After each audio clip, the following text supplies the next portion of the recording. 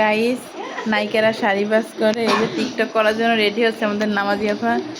TikTok করতে পারবে, এই যে আমাদের ইউসুফ ভাইও আসছে আমাদের কাজে সাহায্য করতে। হ্যাঁ হ্যাঁ এই যে মিথ্যা কথা বলবেন না, আপনি যে কামচোরামি করেন এটা আমরা সবাই জানি। এই যে আমাদের অবশ্যই আমাদের মানে আপনার বলতে কি আছে, কাজ তো কাজই, সবারই কাজ, সেটা ছেলে হোক বা মেয়ে হোক, কাজকে ছোট করে দেখা যাবে না, বুঝতে পারছেন? অনেক জ্ঞানী কথা, অনেক জ্ঞানী কথা অবশ্যই জানে। যার যার জ্ঞানের মানে কমতি আছে সে অবশ্যই আমার কাছে আসবেন, আমি জ্ঞান দিয়ে দেব। আমাকে সালমা আপা আমার সবসময় জ্ঞানী এই যে সালমান আর স্মৃতি, সালমা স্মৃতি নাম্বার দর্শন করে লাইলো।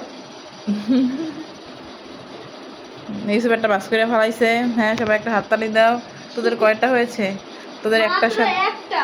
তোদের একটার সাথে বলে ইউসুফ 4টা বাস করবে। এ রে বাবা রে, এই যে 4 হয়ে গেছে না